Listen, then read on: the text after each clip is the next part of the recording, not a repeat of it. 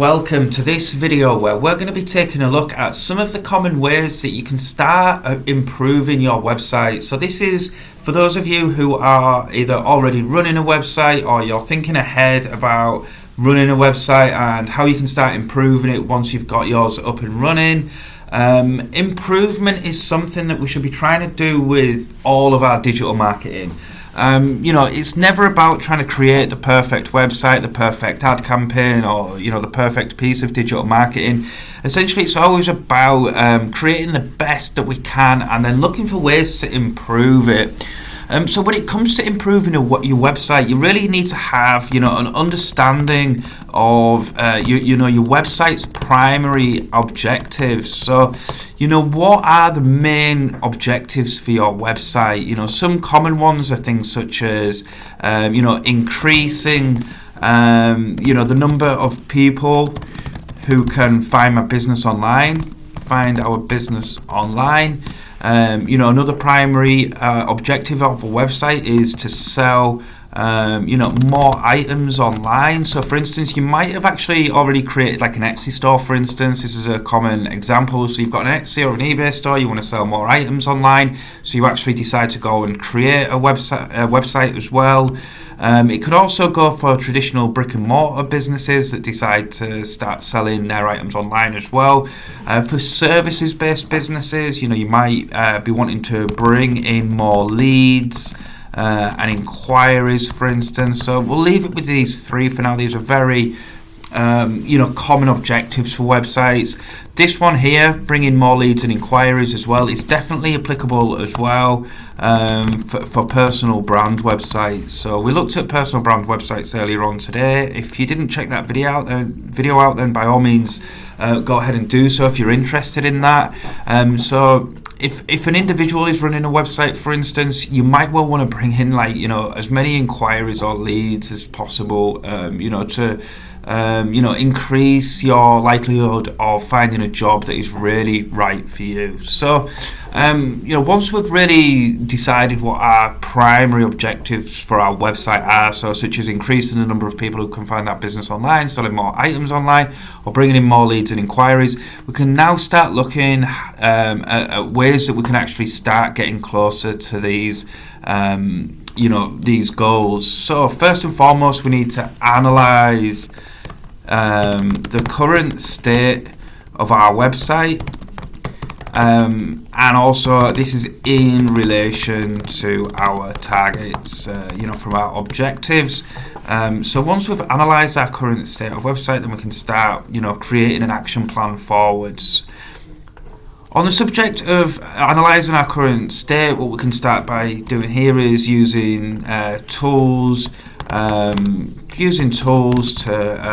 measure KPIs on our website. So what we're doing here is we're using tools such as Google Analytics, for instance, which measures the traffic and user behavior on our website.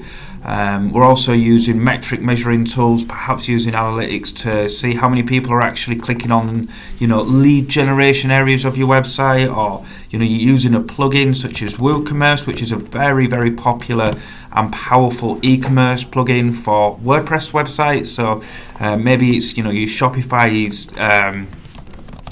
analytics dashboard, for instance, is another very popular one, especially if you're using Shopify. That should kind of go without saying. But what you're really doing here is you're looking at the key performance indicators on your website. What is this saying? What patterns are you noticing? Are the numbers going in the direction that you want them to?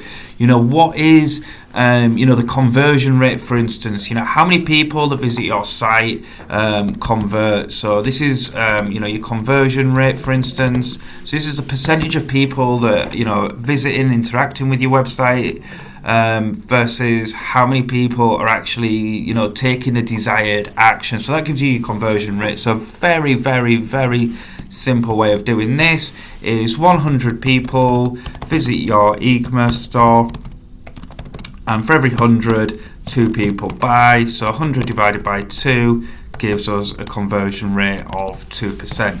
You've probably got a question in your mind, I'm sure you might well do, which is this, what is a good conversion rate? And the reality is there's no good answer to that. It changes, it varies widely. You can Google, your industry and try and get an idea. But really, this is about making sure that your conversion rate is going in the correct direction. That is the most important way of looking at it. So don't be saying, I've got a 5% conversion rate. This is amazing. Because really, the actual cost per acquisition or cost per lead, maybe you're bringing in, super qualified people, and actually that 5% isn't all that great. For instance, it could be 5% in a lot of industries would be good, but again, there is no hard and set number percentage for what is good, other than really looking at your historic metrics. So maybe over the past 6 months or the past year, is your conversion rate getting better, essentially. So that's what we need to be looking at. So improving your website, what do we need to do if your core goal, your primary goal, your mission with your website is to increase the number of people who can find our business online? So firstly, we'd start by using Google Analytics. Maybe this Google Analytics page is showing that we've got a steady increase in the number of people that are visiting our website. So maybe month 1 we had 1,500 visitors, month 2 we had 1,750. We're going to keep this nice and simple. I'm sure you can guess what's coming next. So this is the past 6 months of traffic. So we can see this is actually a really good improvement, especially, the earlier on we are, the greater the percentage increase. Obviously, this is getting a slightly smaller percentage increase. 1,500 to 1,750 is obviously a much bigger increase than 250 to 2,750. I am not a maths person at all. I use calculators all the time. That is, not my strong point. So I don't actually know what the the percentage increases are exactly, but a quick glance at that and we can see that would be the case. So what we need to start doing here is really thinking about, where is our traffic coming from?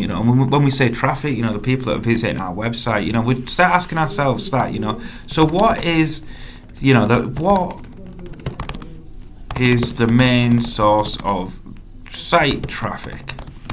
Maybe it's Google searches, maybe it's a result of a social media page, and we'd start then breaking down, probably this is the first part where we're really actually starting to break down what's going on. So we're asking ourselves, what is the main source of site traffic? Maybe look at the top 3 or 4, or, ideally you might have 4 sources that are all quite similar, and actually that's really good because it means that you're starting to develop multiple sources of site traffic, which is always good. You never, where possible, just want to depend on one source of site traffic. So for instance, one of our clients runs an Etsy store, so their Etsy store brings in consistent leads directly through the store. But what happens if their page ranking's affected? What happens if something happens? What happens if there's a couple of negative reviews, for instance, and all of a sudden they drop down the rankings on their Etsy store? They haven't really developed their site traffic, their store traffic, should I say, outside of their Etsy store. So they're kind of putting their eggs all in one basket here. It's similar for things like YouTube. You see a lot of YouTube channels where they get the traffic from YouTube itself, but it's quite limited outside of YouTube. So if anything happens there, we've all heard of horrible algorithm changes that can just destroy the traffic of a YouTube channel, for instance. It's the same as a website. If all your SEO consists of is Google stuff, and eventually an algorithm affects you, it could be something that you've not even done wrong, but an algorithm change can just drop you right down the rankings. Then all of a sudden your site traffic can just drop off. So it's always better to try and have multiple sources of traffic through to your website. So that would be something that you can start looking at. Then how would you start improving it, for instance? Well, if you have only got one source of traffic, for instance, you can start breaking it down or trying to look for other ways to bring in traffic to your site. If your website is based around trying to bring in leads, so you're trying to bring in leads, inquiries, and possibly sales as well, possibly sales, certainly for services-based businesses, this is very common. Start looking at your conversion rate. Definitely, this is always probably the most important metric in digital marketing. So, what percentage of site visitors contact you If it's 1 in 1,000, then you might well have an issue, because that's going to result in a lot of people going to your website. So for every 10,000 people that visit it, you've got, that would be 10 sales, which cannot be that sustainable for a lot of sites. There might well be odd niche sites here and there where that is sustainable, but for the majority of us, it's probably not. I know this might sound kind of contradictory compared to what I said earlier, when there isn't really a hard and set rule, but in a case like this, to get like 10 leads from 10,000 visitors is probably going to be on the low side for most businesses. So yeah, you would start looking at your conversion rate. Is there anything that stands out on your website that's affecting conversions? Is there anything on the sales page? Is your information correct, for instance? We are going to dive much deeper into the things that really can be edited and modified to improve conversion rates, and these are things like copywriting, using the correct images, element placing, for instance, the media that you're using, but also then making sure that the actual quality, not just the quantity, so the quality of the traffic coming to your site is really worthwhile as well. Making sure that people are coming who are finding your website useful, or should be finding your website useful. If you're getting huge amount of views on viral videos on TikTok that have got nothing to do with what you're looking to sell on your website, for instance, then that can lead to a very low conversion rate, because you're bringing in people to your website that really were just probably never likely to buy from you anyway. So always be wary if people are just talking about numbers in terms of quantity when it comes to SEO, and really start looking at the quality of the site traffic.